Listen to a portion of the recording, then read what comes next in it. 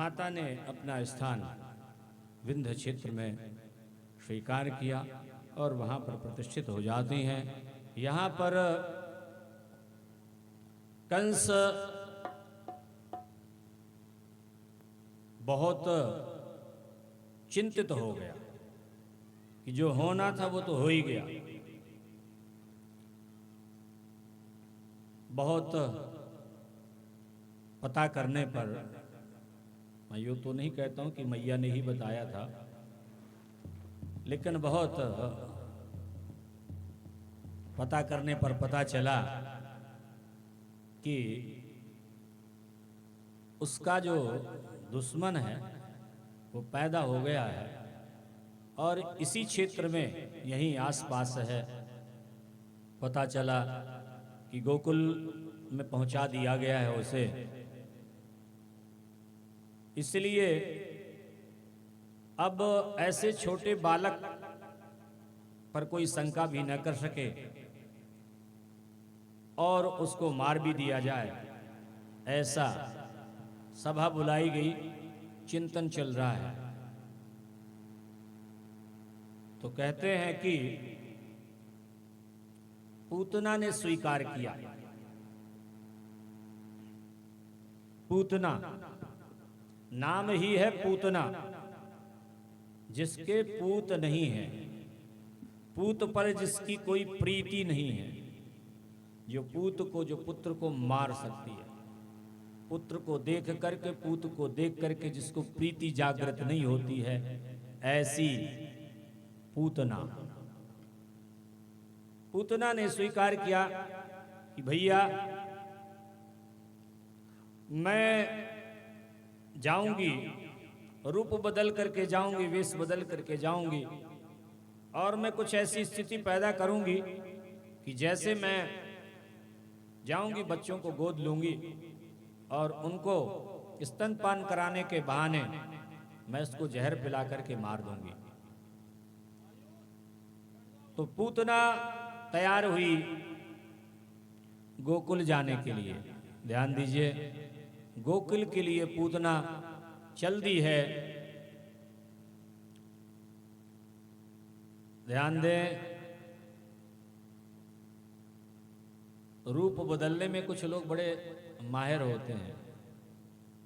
अब ऐसा नहीं कि आजकल के समय में भी नहीं रूप बदलने में माहिर है। आजकल वो कौन सा पार्लर वालर चलता है, वो ब्यूटी पार्लर कुछ कहलाता है। हाँ महाराज, वहां पर देखो कैसा से कैसा चेहरा हो और फिर वहां कैसा बदल दिया जाता है। एक प्रकार से झूठी चेहरा लेना। परमात्मा ने तो कुछ दिया ही था, झूठा ये भी हो सकता है, लेकिन इतना झूठा कि फिर बाद में विश्वास भी ना किया जा सके। लोग इतना चेहरा बदल लेते हैं। जब इतना चेहरा बदल करके विवाह आदि होता है और जब फिर वो मेकअप ना हो तो फिर चेहरा वो अच्छे लगेगा। वो फिर 2-3 घंटे का जो हिसाब किताब होता है वो बस वही के लिए है। तो इसलिए जो विवाह भी हुआ वो झूठे चेहरे से हुआ, वास्तविक चेहरे से नहीं हुआ। मुझे लगता है कि यदि कहीं वास्तविक चेहरे को रख करके यदि विवाह आदि की क्रिया संपादित कराई जाती तो ज्यादा श्रेष्ठ होती और उससे प्रीति भी हो सकती थी। तो इस प्रकार वह पार्लर कराई, चेहरा बदल ली और बहुत सुंदर हो गई। अपनी योग माया से कुछ राक्षसी कुछ माया शक्ति होगी, उससे बनी होगी। अपने आप को उसने इतना सुंदर बना लिया और ऐसे सज धज करके वहां पर गोकुल में गई है। लोग समझ गए कि उत्सव मनाया जा रहा है, नंदोत्सव चल रहा है, निश्चित ही रिश्तेदार है ये महाराज की, नंद बाबा की, यशोदा मैया की रिश्तेदार है। इसलिए कोई ज्यादा टोकता नहीं और रास्ता और बता देता है। क्योंकि उत्सव तो सब जगह मनाए जा रहे हैं, लेकिन विशेष रूप से उत्सव नंदोत्सव का वहीं बच्चे उस दिन और भी पैदा हुए होंगे, लेकिन विशेष उत्सव तो नंदोत्सव ही मनाया जा रहा है। सो इसलिए लोग रास्ता बता देते हैं। लोग जैसे ही ऊपर नीचे देखते हैं सौंदर्य से प्रभावित हो जाते हैं और रास्ता बताते हैं, देवी जी आप वहाँ जा रही होंगी ना, नंद बाबा के यहाँ जा रही होंगी, आप ऐसे होकर के निकले, यहाँ से निकले, यहाँ से होकर के निकले, और सीधे जैसे पहुँच जाती है नंद बाबा के यहाँ। तो इसलिए वहाँ पर उत्सव मनाया जा रहा था, वो भी उत्सव में सम्मिलित हो जाती है। उत्सव मना करके लोग इधर उधर को हुए। परिचय पूछने का यशोदा मैया को अवसर नहीं मिला। यशोदा मैया जानती है कि कोई ना कोई कहीं ना कहीं से कोई ना कुछ मेरी लगती है, यदि कुछ ऐसा बोलूंगी तो बुरा मान जाएगी, इसलिए है तो मेरी अपनी ही। इसलिए यशोदा मैया ने कोई परिचय नहीं पूछा, क्यों हमारे यहाँ बिना परिचय के कौन आएगा और मेरी सेवा सुसप्ता में कौन लगेगा, मैं कर देती हूँ ऐसा, मैं कर देती हूँ ऐसा। तो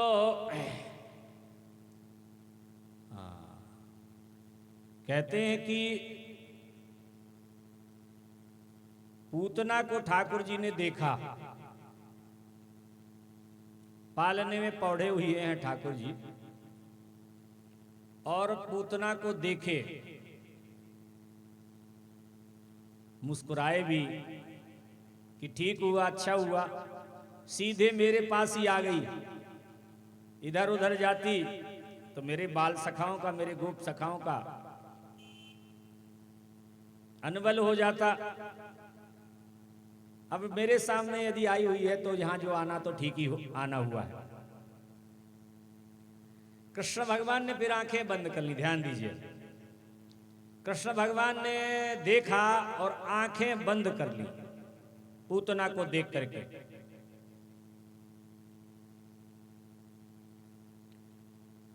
आंखें बंद करने के संतों ने अपने अपने भाव दिए हैं कि ठाकुर जी ने आंखें क्यों बंद कर ली हैं, या यूं कहना चाहिए कि यशोदा मैया से पूतना कहती है कि तेरे को बालक का जो है, कृष्ण भगवान रोए, कृष्ण भगवान रोए, तो बोली कि तेरे को बालक को सुलाना दुलारना नहीं आता है। यशोदा मैया कहती है बुढ़ापे में तो बालक हुआ है और मुझे अभी बच्चों को पालना खिलाना ठीक तरीके से नहीं आता है बाबा। मैं बताती हूँ कैसे बच्चे को खिलाते हैं, कैसे दुलारते हैं। तो इसलिए खुद ही पालने के पास पहुँच गई है और गोदी में लिए हुए है ठाकुर जी को, ध्यान दीजिए, गोदी में लिए हुई है ठाकुर जी को और दुलारती है, दुलार रही है। उसके दुलारने में ठाकुर जी ने आंखें बंद की, मैं ऐसा मानता हूं।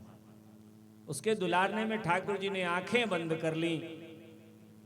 संत कहते हैं कि आंखें क्यों बंद की?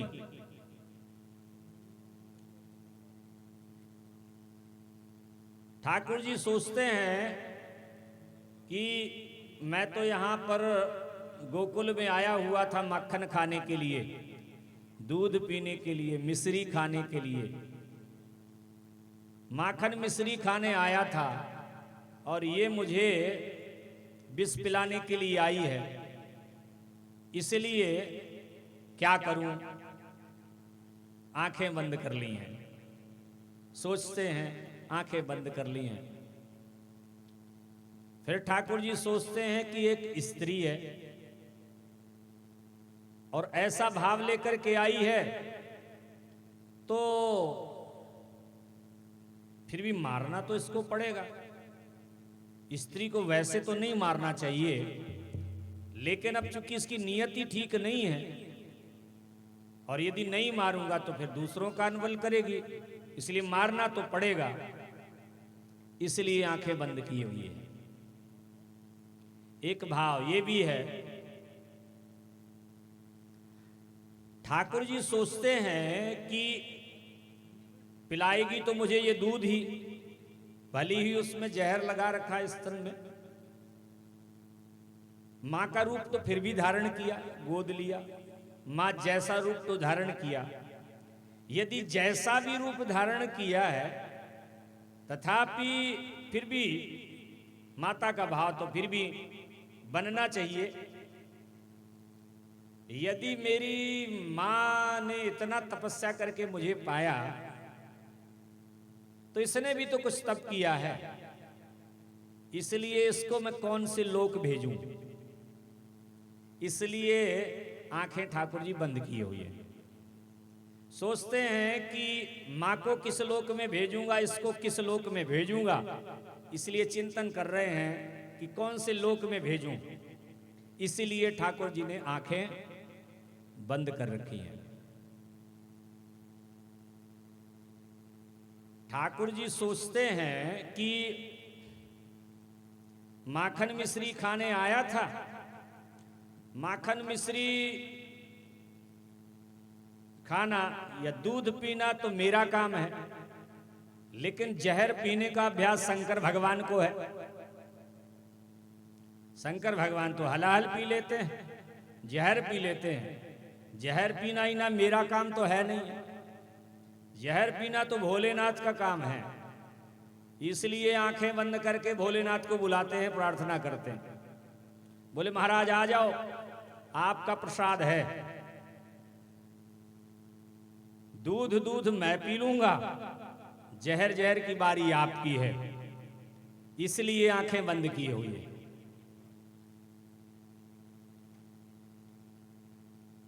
पूतना आखिर ये है कौन? राजा बलि के यहां पर जब भगवान वामन बनकर के आए और बड़ा सुंदर सा रूप था, छोटे से बटुक छती लेकर के, और इतने सुंदर लग रहे हैं। ये उन्हीं की पुत्री जो रत्नमाला थी, रत्नमाला भी यज्ञ में थी वहां पर। राजा बलि की पुत्री रत्नमाला, उसने देखा कि इतना सुंदर बालक, इतना सुंदर बालक, अद्भुत है, अद्वितीय है। काश मेरे भाग्य में भी ऐसा होता कि ये बालक मेरा होता, ऐसा बालक मेरा होता, मेरे भाग्य में भी कहीं ऐसा होता। रत्नमाला ऐसा सोचती है। बहुत देर तक प्रेम से देखती रही, ध्यान दीजिए, बहुत देर तक प्रेम से देखती रही, निहारती रही, और अपने आप को बताती रही कि काश ऐसा होता तो बहुत अच्छा होता। फिर जब राजा बलि का सब कुछ भगवान ने सर्वस्व हरण कर लिया, सब कुछ ले लिया और पाताल भेज दिया, तो वही रत्नमाला तुरंत ही उसके भाव बदल गए। वो कहती है देखने में इतना सुंदर, लेकिन बहुत दुष्ट है। ऐसे बालक को तो मार देना चाहिए, ऐसे बालक को तो मार देना चाहिए, बड़ा दुष्ट है। ध्यान दीजिए, दोनों भाव ठाकुर जी ने वहीं पर जब यज्ञशाला में थे वामन भगवान, तो उन्होंने वामन भगवान ने ही दोनों भावों को स्वीकार किया और उन्होंने कहा कि तेरी जो दोनों इच्छाएं हैं, मैं दोनों इच्छाओं को स्वीकार करता हूं, तेरे दोनों भावों को साकार करूंगा कभी न कभी। वही रत्नमाला समय बदला, कालांतर में आज पूतना बनकर के आई है, ठाकुर जी उसी की गोद में है। तो इसलिए ठाकुर जी कह रहे हैं कि इसने दोनों भाव वहां पर मेरे से मांगे थे, इसलिए दोनों का सुख देना चाहिए, इसलिए ठाकुर जी गोद में है और आंखें बंद किए हुए हैं कि पहले जो तूने पहले माँ का रूप, मेरे माँ बनने का जो भाव रखा था, पहले मैं वो दे देता हूं। तो इसलिए गोद में लेटे हुए और आंखें बंद किए हुए हैं। अब जैसे ही यशोदा मैया इधर उधर को हुई, अवसर मिला तो आंचल से ढांक करके फिर स्तनपान कराने लग जाती है। तो इसलिए स्तनपान करने में ठाकुर जी स्तनपान करने लग गए। अब ठाकुर जी को कोई जहर का प्रभाव थोड़ी है, लेकिन फिर भी संतों के अपने भाव हैं, सो ध्यान करते हुए और दूध पीना प्रारंभ किया। सो जैसे ऐसा दूध पीना, इतने जोर से स्तन को पकड़े और इतने जोर जोर से पीना प्रारंभ किया कि उसके प्राण ही पीने लगे। प्राण ही पीने लगे तो चिल्ला पड़ी, मुंच मुंच मुंच मुंच, अरे छोड़ दे छोड़ दे छोड़ दे। ठाकुर जी कहते हैं यही तो बात है, छोड़ता नहीं हूं मैं। जिसको पकड़ता हूं, जिस भक्त को स्वीकार कर लेता हूं, फिर उसका बेड़ा पार करके ही मानता हूं। मेरे गुरु ने छोड़ना नहीं सिखाया। मैं तो पहले तो किसी को पकड़ता नहीं, और यदि पकड़ता हूं तो फिर मैं छोड़ता नहीं हूं। अब जब ठाकुर जी नहीं छोड़ा तो फिर दौड़ चली, भाग चली, और कहते हैं कि आकाश में उड़ चली। उसको उड़ना आता था, आकाश में उड़ चली। और ठाकुर जी जो है फिर छोड़ने वाले कहाँ थे। ठाकुर जी यूं ही चिपटे हुए चल देते हैं। और फिर ठाकुर जी सोचते हैं कि यदि ये आकाश में उड़ रही है और इतना जो ब्यूटी पार्लर वाला हिसाब किताब था वो खत्म हो गया, असली रूप में आ गई, असली रूप में आ गई। और भयंकर शरीर है उसका, बहुत भारी शरीर है, बहुत बड़ी है।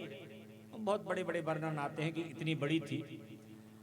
सो ठाकुर जी ने सोचा कि ये आकाश में ऊपर उड़ रही है, यदि यहीं इसके प्राण का हरण करता हूं तो घरों के ऊपर गिरेगी, बाल गोपालों के ऊपर गिरेगी, तो इसलिए इसके नीचे कितने घर चिपट जाएंगे, बाल गोपाल मारे जाएंगे। इसलिए यहाँ नहीं, उचित जगह जहाँ पर मिलेगी वहीं पर मैं इसको मारूंगा। तो इस प्रकार गोकुल से दूर जंगल में जब वह दौड़ते जब चली जा रही है, उड़ते चली जा रही है, तो ठाकुर जी ने फिर वहां पर प्राण का हरण कर लिया। बहुत जोर से आवाज हुई, धड़ाम, बड़ी जोर से आवाज हुई,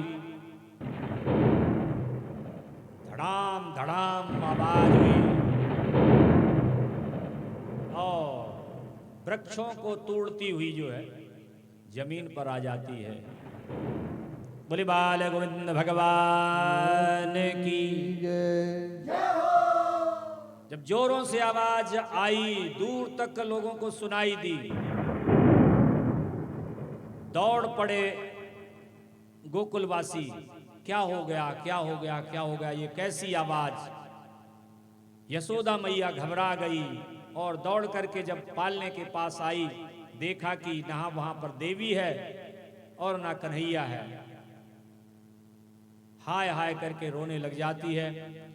गोपी ग्वाल बड़े बड़े जो गोप सखा हैं चारों ओर दौड़ते हैं, और दौड़ते दौड़ते जब जाते हैं तो पाया कि ठाकुर जी कन्हैया जो है, वही जो पूतना मरी पड़ी हुई है, और उसके वक्ष पर ऊपर खेल रहे हैं, कौतुक कर रहे हैं, ठीक है ना, बहुत कौतुक कर रहे हैं, खेल रहे हैं।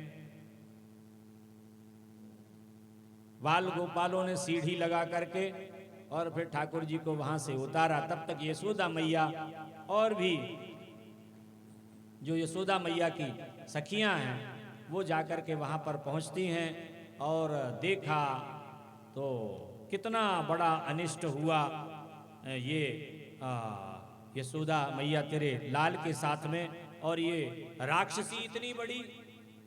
तो इस प्रकार वहां से ठाकुर जी को लेकर के आते हैं, और गौमूत्र आदि से फिर स्नान कराया जाता है। इसकी अला बला दूर हो जाए, राई नोन वगैरह उतारती हैं मैया, गौमूत्र से स्नान कराती हैं, गाय की पूंछ से झाड़ा लगाती हैं, कि इसकी जो अला बला हो इसमें दूर हो जाए। इस प्रकार पूतना का उद्धार किया भगवान ने। बोलिए बाल गोविंद भगवान की जय। आइए 2 मिनट भगवान नाम संकीर्तन करें।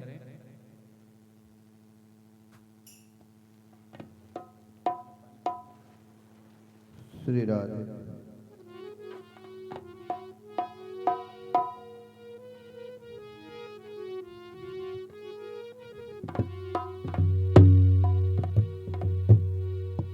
मोर मुकुट कटिकाछरी कर मुरली उरमाय।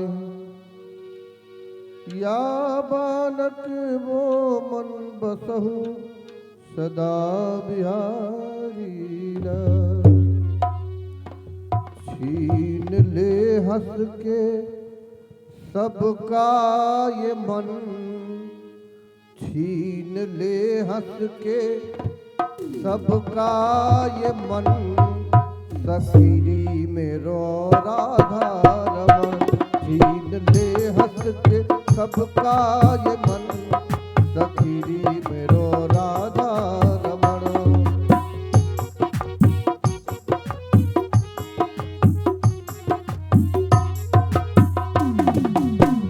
राधा रमन मेरो राधा रमन, राधा रमन मेरो राधा रमन। छीन ले हंस के सबका ये मन। सखीरी मेरो राधा रमन।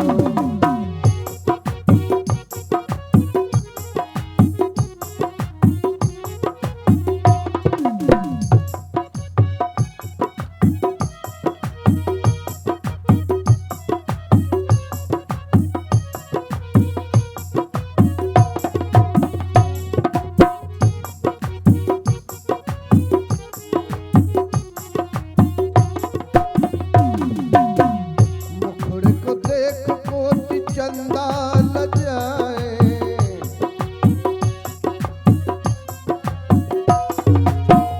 मुखड़े को देख कोटि चंदा लजाए।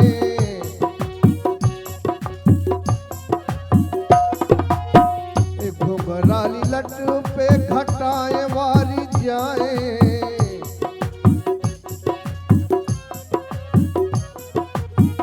घुंघराली लट पे घटाए वारी जाए।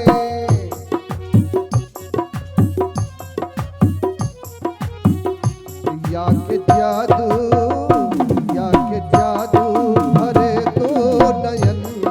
सखीरी मेरो राधा रमन। या के जादू भरे दो नयन। सखीरी मेरो राधा रमन। छीन ले हंस के सबका ये मन। सखीरी मेरो राधा रमन।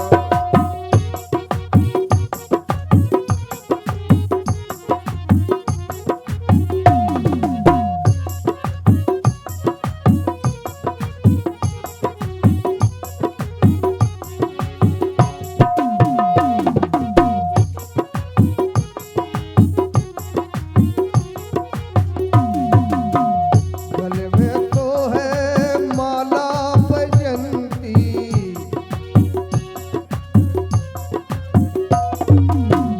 गले में तो है माला बैजंती।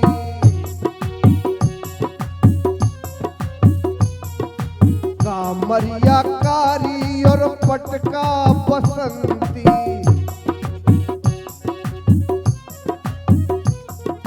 कामरिया कारी और पटका बसंती।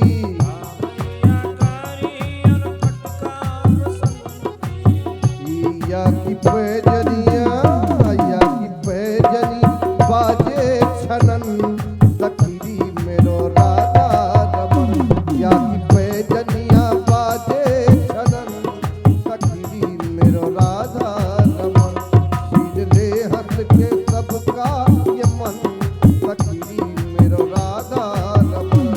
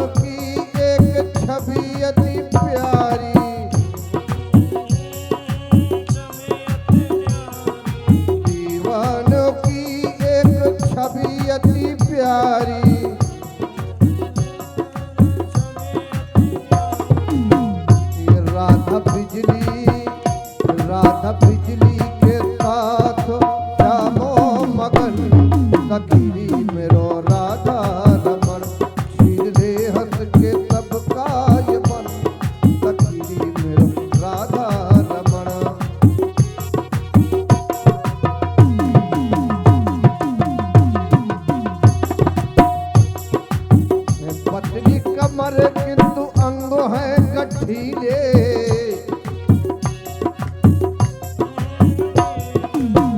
पतली कमर किंतु अंग है गठीले,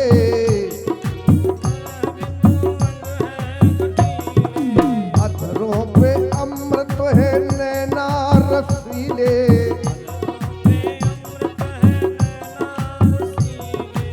अधरों पे अमृत है नैना रसीले,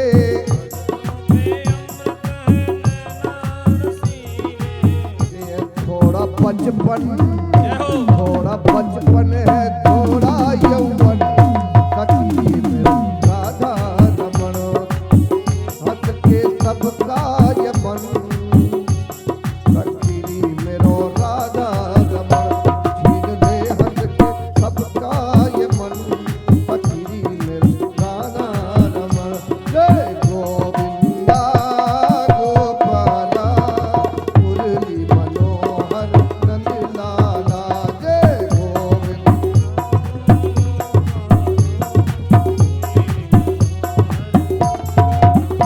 जय गोविंदा गोपाला मुरली मनोहर नंद लाला, जय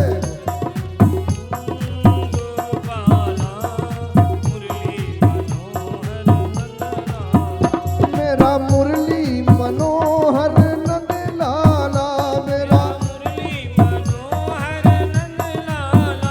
मेरा मुरली मनोहर नंद लाला, मेरा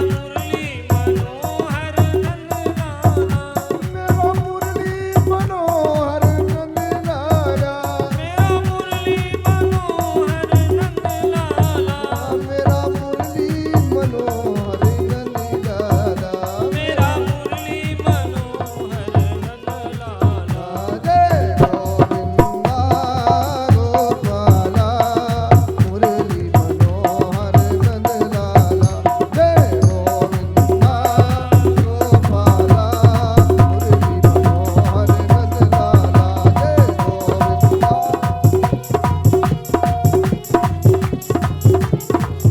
मेरा मुरली मनोहर नंद लाला, मेरा मुरली मनोहर नंद लाला, मेरा मुरली मनोहर, जय गोविंदा गोपाला मुरली मनोहर नंद लाला,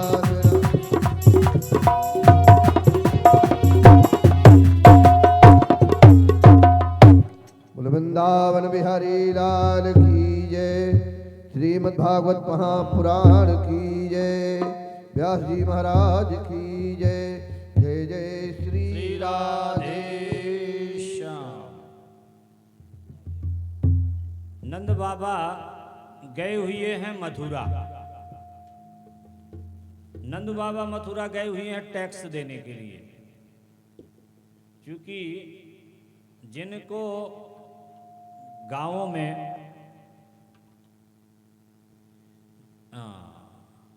वैसे भी दूध दही मक्खन का टैक्स लेता है कंस।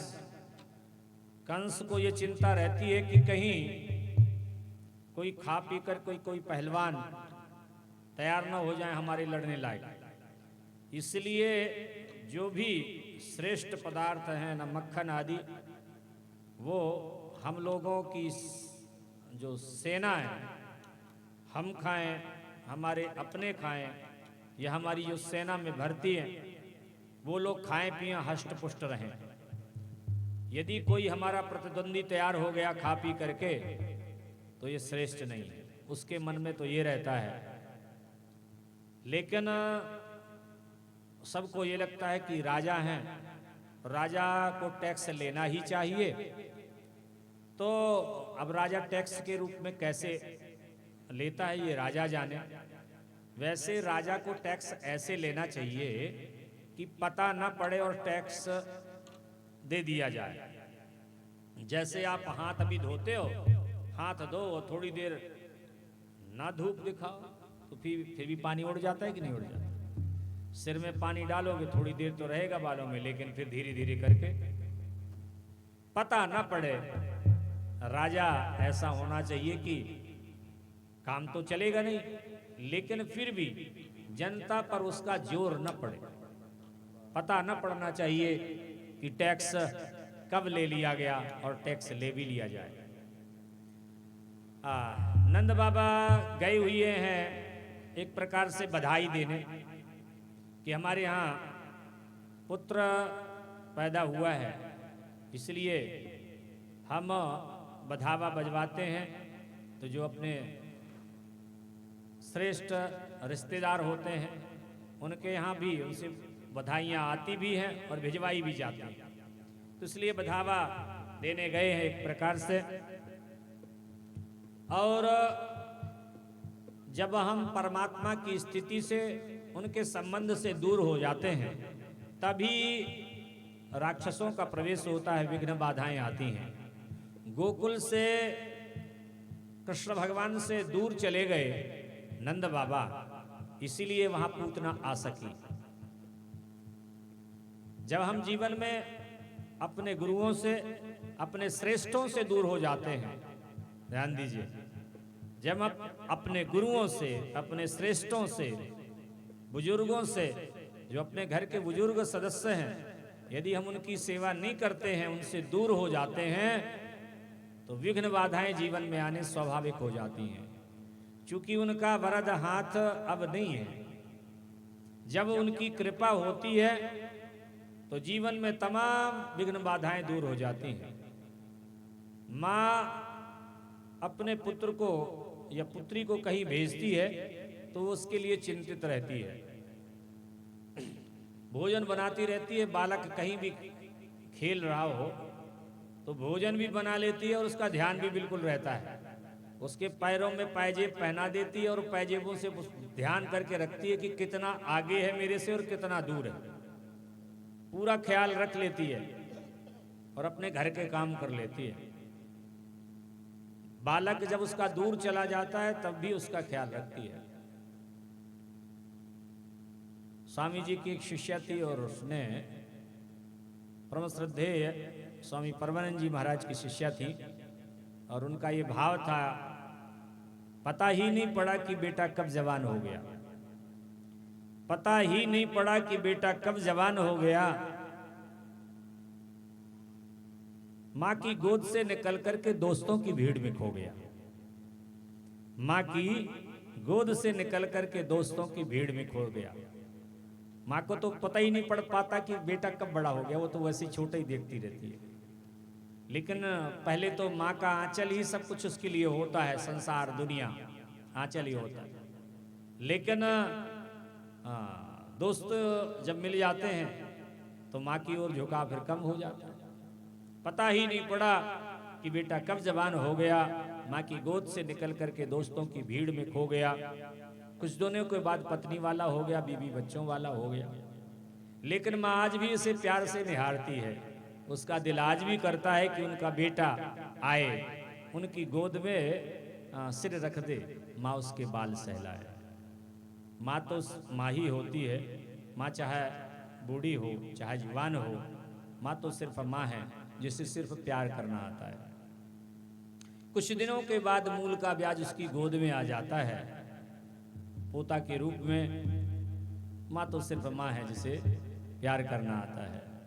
माँ और पुत्र में शायद इसीलिए गहरा नाता है, ध्यान दें, माँ और पुत्र में शायद इसीलिए गहरा नाता है कि जब बेटा गर्भ से बाहर आता है वो माँ हो जाती है और वो बेटा हो जाता है।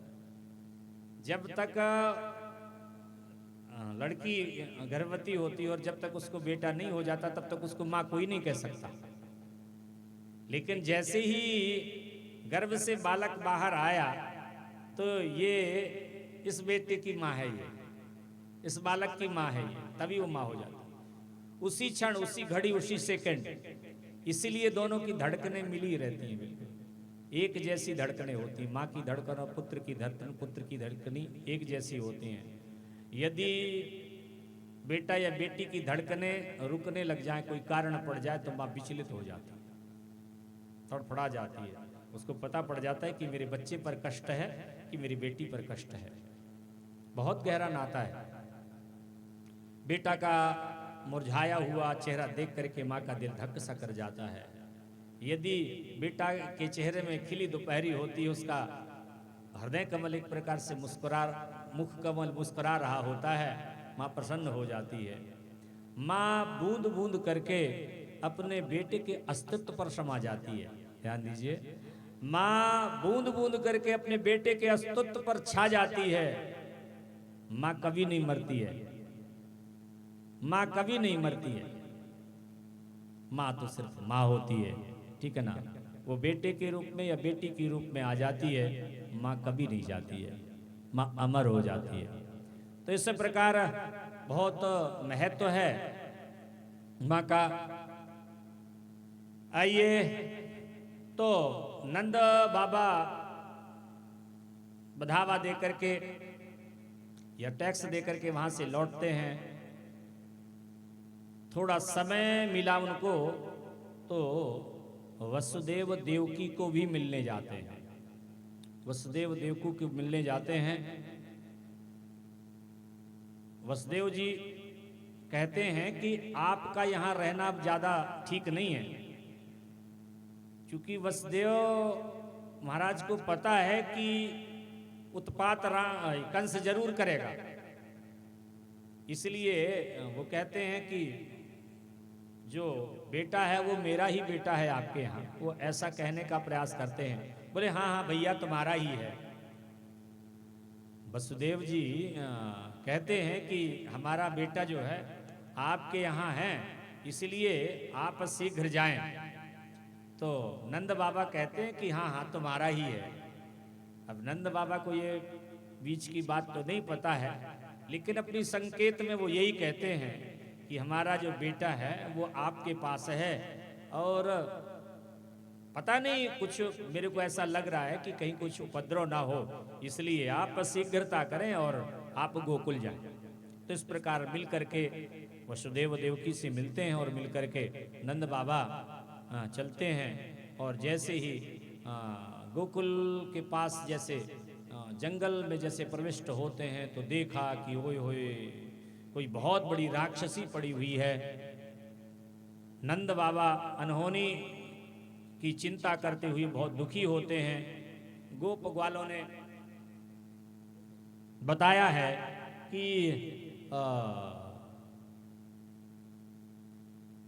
आपके बालक के साथ, कृष्ण के साथ ऐसा हुआ, ये उनको लेकर के भागी थी और उसकी ऐसी गति कैसे हुई कुछ पता ही नहीं पड़ पाया।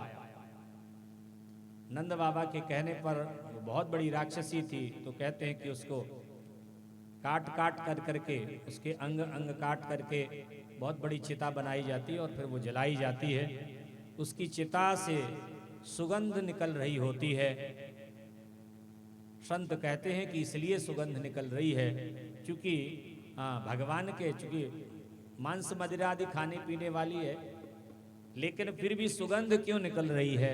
ठाकुर जी के जहाँ चरण पड़ जाएं, चरण कमल हों, तो इस चरण कमल जिसके सीने पर प्रतिष्ठित हुई हों उसके जीवन में सुगंध आना स्वाभाविक हो जाती है। बोले बांके बिहारी सरकार की, बाल गोविंद भगवान की। नंद बाबा घर आते हैं और बालक को गोद उठाते हैं और बहुत दुलार करते हैं, प्रेम करते हैं। फिर मैया की गोद में दे देते हैं और मैया जो है कृष्ण भगवान को सुला रही है। आइए, बड़ा प्यारा स्वभाव, मैं भी कोशिश करता हूँ। छगन मगन मेरे लाल को आजारी निदिया आ। मैया सुलाने का प्रयास करते हैं और हम भी भाव से, प्रेम से अपने ठाकुर जी को जैसे नित्य प्रति सुलाना चाहिए। अपने ठाकुर जी को आप लोगों ने घर में ठाकुर जी रख रखे हैं, उनके प्रति भी भाव रखें। ठाकुर जी को सिर्फ मूर्ति मान करके मत चलें। ठाकुर जी सजीव हैं। ठाकुर जी की प्रतिष्ठा अपने आप हो जाती है। कुछ भक्त लोग प्रतिष्ठा करा लेते हैं, लेकिन जो नहीं कराते हैं और जो उनका पूजन करते हैं उनकी प्रतिष्ठा अपने आप हो जाती है।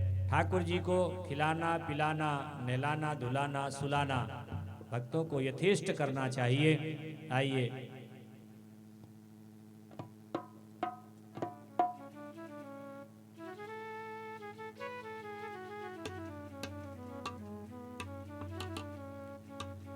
छगन मगन मेरे लाल को छगन मगन मेरे लाल को आजा री निंदिया छगन मगन मेरे लाल को आजा री निंदिया छगन मगन मेरे लाल को आजा री निंदिया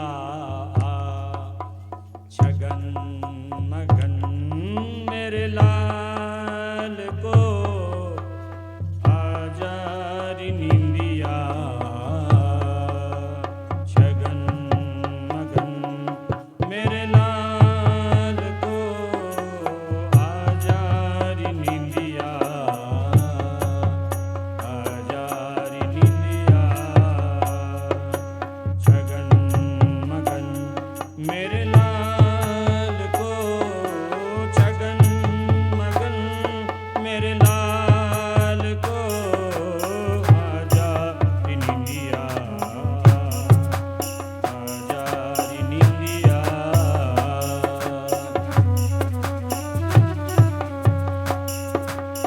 आजा री निंदिया चंचल मन घन श्याम के चंचल मन घन श्याम के चंचल मन घन श्याम के नैनन बीच समा नैनन बीच समा छगन मगन मेरे लाल को छगन मगन मेरे लाल को आजा री निंदिया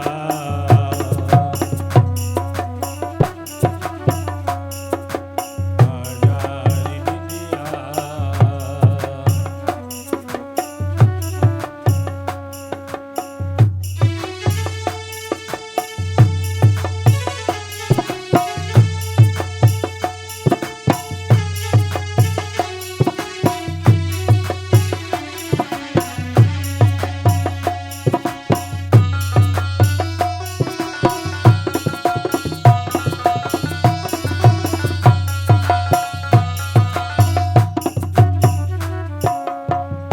जप तप पूजा पाठ सो विधना दिया मोहिला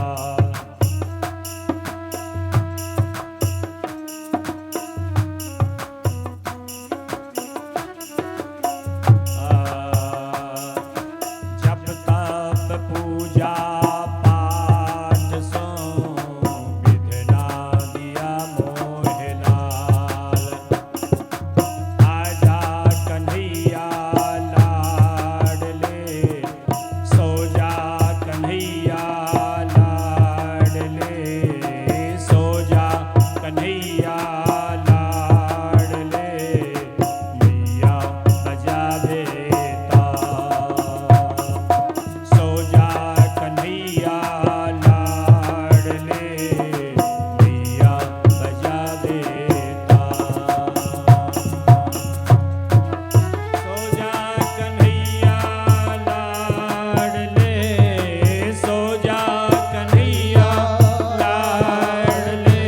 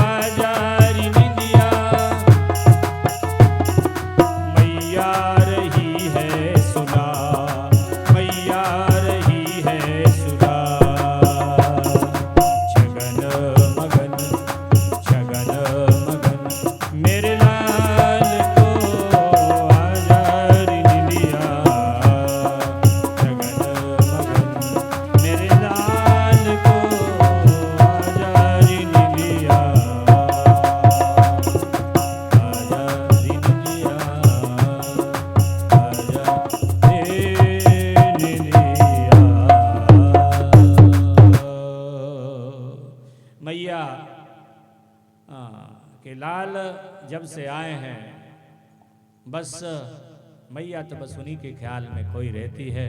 बस ऐसा लगता है कि जैसे पता नहीं परमात्मा ने, प्रभु ने कौन सी कृपा की, कौन से पुण्य किए होंगे, कौन से जप किए होंगे, कौन से तप किए होंगे, जिसके कारण लाला मेरी गोदी में आया है। माताओं से कहती है, वृद्ध वृद्ध माताओं से कहती है, तुम सबके आशीर्वाद से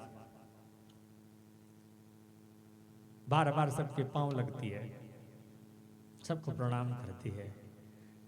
तुम सबके आशीर्वाद से मेरे घर लाला आयो। जो बड़े बड़े गोप हैं उनको प्रणाम करती है। तुम लोगों ने बड़े जप तप किए हैं मेरे लाला के लिए।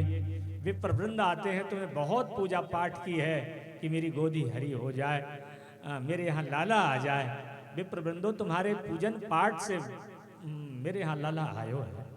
तो इसलिए यशोदा सबको बड़ाई देती है। यशोदा वही है जो सबको यश देती है, सबको बोलती है, नहीं मेरा तो कुछ नहीं, तुम लोगों ने किया है, तुम लोगों ने जब तब किए, पूजा पाठ किया है, इसलिए मेरे गोद में लाला आयो है। आनंदित तो होती हैं।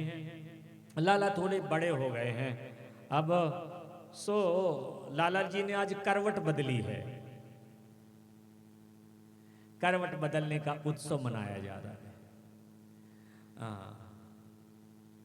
ठाकुर जी की हर लीला का उत्सव मनाते हैं। ठाकुर जी कैसे हंसे थे, आज कैसे मुस्कुराए थे, उसका उत्सव। ठाकुर जी के दांत निकले तो उसका उत्सव। ठाकुर जी ने आज करवट बदली, उसका उत्सव। ध्यान दें, जिंदगी में रोज उत्सव होने चाहिए। ये भारत भूमि है, यहाँ नित्य प्रति उत्सव है, रोज उत्सव मनाए जाते हैं। उत्सव अर्थात जीवन आनंद से भरा हो, और जब सहज आनंद में उत्सव मनाया जाता है तो जीवन परमानंद से भर जाता है। परमात्मा को स्वरूप ही आनंद स्वरूप है। पिता जब बेटी की जैसे जन्म लेती है तो चिंता हो जाती है, और उसकी चिंता करता करता बड़े आनंद के साथ सारे जीवन में जैसे जो कुछ भी संग्रह किया होता है सब कुछ लगा देता है कि आनंद हो जाए, उत्सव हो जाए। मैं अपनी बेटी का विवाह धूमधाम से करूंगा, मैं अपने बेटे का विवाह धूमधाम से करूंगा। आनंद उत्सव से जीवन भर जाना चाहिए। तो इसलिए मेरे ही जीवन में उत्सव नहीं हो, सबके जीवन में उत्सव, इसलिए सबको निमंत्रण देता है। आनंद से उत्साह सबको भरने की एक प्रकार से कोशिश है। इसलिए उत्सव रोज होने चाहिए। सदगुरुदेव रोज उत्सव मनाते हैं, रोज का उत्सव होता है। थोड़ा सा ही भोजन बनेगा, भले ही ठाकुर जी को ही भोग लगाना है, लेकिन गा गा करके भोजन लगाया जाएगा। ठाकुर जी को स्नान कराना है, गा गा करके स्नान कराया जाए। ठाकुर जी को सुलाना है, गा गा करके सुलाया जाए। ठाकुर जी को जगाना है, गा गा करके जगाया जाएगा। उत्सव, जीवन में उत्सव होना चाहिए। जो भक्त होते हैं कुछ भी नहीं दिखाई देता उनके जीवन में, वैभव कुछ नहीं दिखाई देता, लेकिन उत्सव से भरे होते हैं, आनंद से जीवन में भरे होते हैं। इसलिए नित्य प्रति जीवन में उत्सव होने चाहिए। लेकिन उत्सव में लौकिक उत्सव ऐसा न मनाएं कि आप परमात्मा को भूल जाएं। कुछ लोग उत्सव ऐसा मनाना प्रारंभ कर देते हैं कि ठाकुर जी को भूल जाएंगे, भगवान जो बैठे होंगे उनको भूल जाएंगे, अपने श्रेष्ठों को भूल जाएंगे, अपने गुरुओं को, आचार्यों को भूल जाएंगे, और जो उनके मित्र, इष्ट मित्र या रिश्तेदार आए हैं उनकी खातिरदारी में इतना लग जाएंगे कि उनको याद ही नहीं रह जाता कि हमारे ठाकुर जी बैठे हैं। बूढ़ी मैया घर में पड़ी हुई है, बुजुर्ग जो हमारे घर में है वो खाट में पड़े हुए हैं, उनको भी हम भोजन का ख्याल रख लें। जब सब कुछ उत्सव हो जाएगा, कई लोगों को बाद में याद आती है कि अरे हमने तो अपने गुरु को नहीं बुलाया, हमने आचार्य को नहीं बुलाया, हमारे घर में जो बुजुर्ग थे, बूढ़ी मैया का हम ख्याल नहीं रख पाए, अब उसकी क्या दुर्गति हुई, नहीं मैं वर्णन कर सकता। इसलिए उत्सव तो जीवन में होना चाहिए, उत्सव रोज मनाओ, लेकिन प्रभु के लिए, परमात्मा के लिए उत्सव मनाओ। परमात्मा हमसे प्रसन्न हो, परमात्मा की प्रसन्नता का, प्रभु की प्रसन्नता का कारण उत्सव आपका होना चाहिए, ऐसा भाव रखना चाहिए। ठाकुर जी ने करवट बदली तो करवट बदलने का उत्सव मनाया जा रहा है, और उत्सव मनाया जा रहा है, तो बहुत गोप सखाओं का, बहुत रिश्तेदारों का आना हुआ। तो ठाकुर जी को मैया ने सुला दिया, दुग्ध पिला करके, और ठाकुर जी को थपकियां दे दे करके कि सो जा सो जा सो जा। और ठाकुर जी की जैसे आंखों में, वैसे तो परमात्मा कभी सोते नहीं है, लेकिन अब वो सोचते हैं कि मेरे उत्सव में निद्रा देवी को भी आना चाहिए। सब कोई आए और निद्रा देवी ना आए, ये भी ठीक नहीं है, क्योंकि सब कोई उत्सव मना रहा है और वो ना इस उत्सव मना पाए तो कहेगी कि मेरे को आदर ही नहीं मिला ठाकुर जी के उत्सव में, इसलिए उसको भी आना चाहिए। नहीं तो जहां पर डीजे ढोल ढमाके तमाशे ये बज रहे हों वहां नींद आएगी। लेकिन फिर भी ठाकुर जी जैसे कहते हैं कि अच्छा तुम भी आ जा, तो इसलिए निद्रा देवी जैसे आंखों में आई और ठाकुर जी आंखें बंद करके जैसे सो गए हैं। मैया ने छकड़ा एक रखा हुआ है,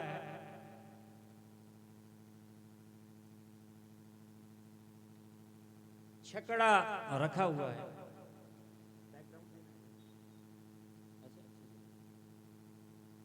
छकड़ा रखा हुआ है। एक बहुत बड़ी बैलगाड़ी मान करके चलिए, बैलगाड़ी रखी हुई है, उसके नीचे जगह होती है थोड़ी सी। ये बैलगाड़ी जब रख दी जाती है ना तो पीछे साइड से वो जगह बन जाती है। तो मैया ने कहा कि कोई बाल गोपाल जो है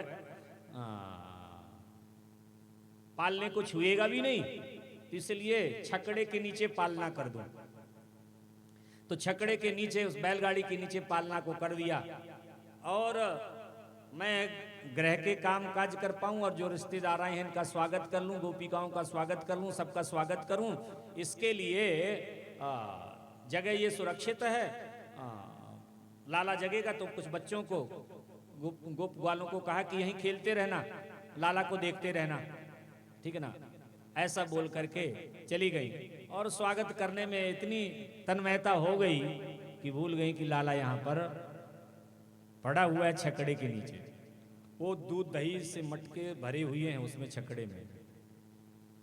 जो घर का जो ज्यादा सामान होता है ना, कई बार उत्सव मनाने के लिए फिर कहीं इकट्ठा कर दिया जाता है, तो इसलिए जो मटकियां रखी थी ना वहां पर, तो इसलिए मैया ने सब उठा करके गोपों की सहायता से छकड़े में लदवा करके रख दी थी, ताकि नाचने में गाने में कोई तकलीफ ना हो और टूट टाट ना जाए।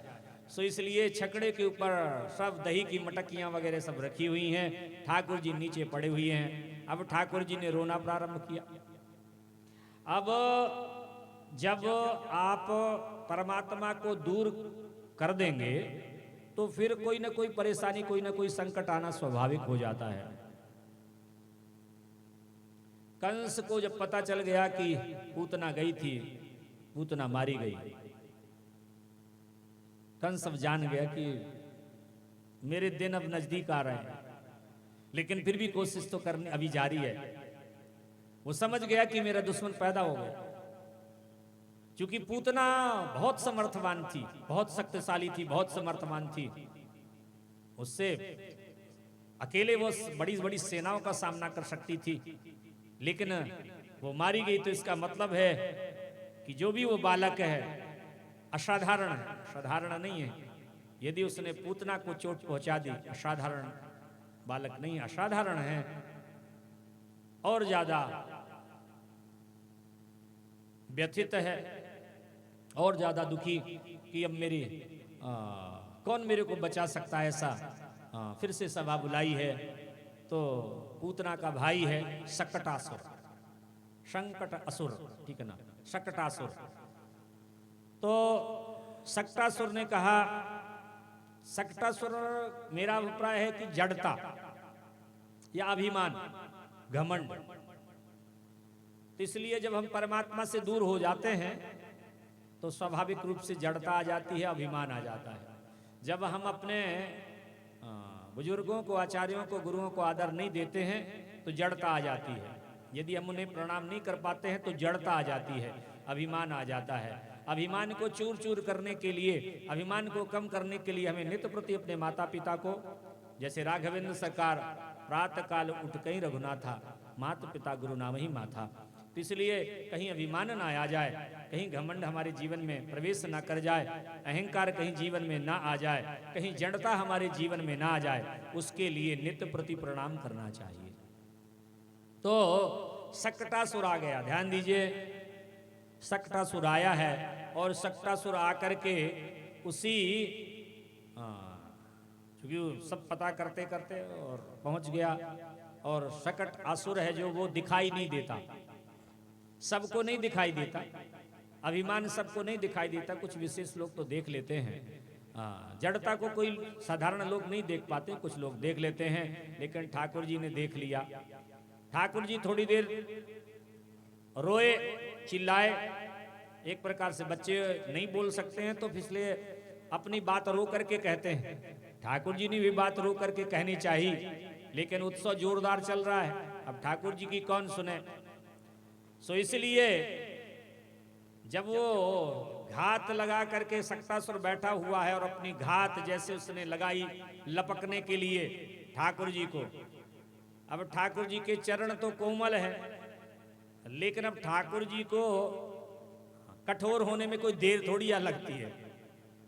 इसलिए वह कोमल कोमल जो छोटे छोटे चरण हैं, चरण कमल हैं, लेकिन वही चरण कमल उठाए और उठा करके ऐसे जोर से मारा कि छकड़ा पलट गया और वो उसका काम तमाम हो गया सक्टासुर का।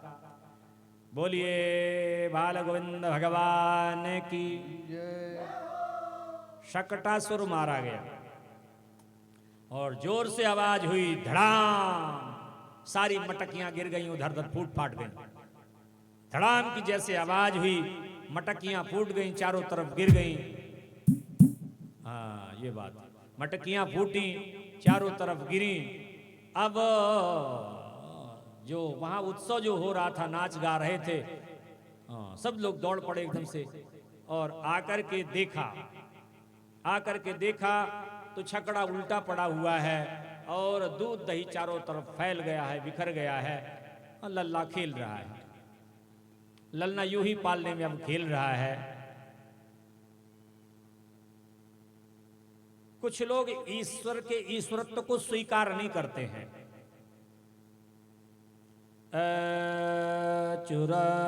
चुरव्यवशितं मातीन गोपान गोपीश्च बालकः रुदतानेन पादेन क्षेप्तम् एतन्न संशयः। इसका कोई कारण नहीं समझ में आ रहा कि ये ऐसा कैसे हो गया। जो वहां पर बच्चे खेल रहे थे ना, उन गोपों ने कहा कि ये कृष्ण जो है, जो कृष्ण है ना, जो बालक है, यही अभी रो रहा था और रोते रोते इसी ने छकड़े में लात मारी है। बच्चों ने बताया, जो गोप वहां देख रहे थे, खेल रहे थे, उन्होंने बड़े बड़े गोपों से और उन माताओं से सबसे कहा कि ये जो सो रहा है ना, ये रो रहा था अभी, और रोते रोते इसी ने अपना चरण निकाला, हमने देखा है, और चरण निकाल करके इसका चरण बड़ा हो गया था और इसने जोर से छकड़े में मारा है, और इसी के मारने के कारण छकड़ा ये पलट गया। ऐसी बातों को अब कौन स्वीकार करेगा। इतना छोटा बालक पालने में सोया हुआ है और छकड़े में कैसे पैर मार सकता है। तो बच्चों को समझाते हैं कि कोई ध्यान नहीं देता और कहते हैं चलो झूठ बोल रहे हो तुम लोग, ऐसा नहीं हो सकता, कोई और कारण होगा। तो इस प्रकार सक्टासुर का वध किया है प्रभु ने, और सक्टासुर जाकर के, मैं तो यूं कहूंगा कि जैसे कंस के पास जाकर के गिरा और कंस ने जाना कि इसका भी काम तमाम हुआ, बहुत शक्तिशाली है मेरा दुश्मन, ऐसा भाव रखते हुए और आगे तृणावर्त, तृण आवर्त अर्थात रजोगुण बढ़ा हुआ। जीवन में यदि रजोगुण ज्यादा बढ़ जाए ना तो चंचलता बहुत आ जाती है। ध्यान दीजिए, तृणावर्त क्या है? उन सब का आक्रमण हमारे ऊपर भी है, ऐसा नहीं है। कृष्ण आपके हृदय में आपकी आत्मा रूप से हैं, तो ये सब आक्रमण जितने हो रहे हैं ना, ये सब आपके ऊपर ही हो रहे हैं। बस ऐसा मत मान करके चलिए कि वहीं पर हो रहे हैं, गोकुल भी हो रहा, आपके अंदर भी तृणावर्त आकर के वो भी आपको चोट पहुंचाने के लिए उद्यत होता है। तृणावर्त आया है बवंडर का रूप धारण करके, और कुछ शास्त्र ऐसा भी कहते हैं कि सहस्राक्ष नाम का एक राजा था, वो गंधमान पर्वत के निकट बहुत सी युवतियों को लेकर के पुष्पभद्रा नदी के किनारे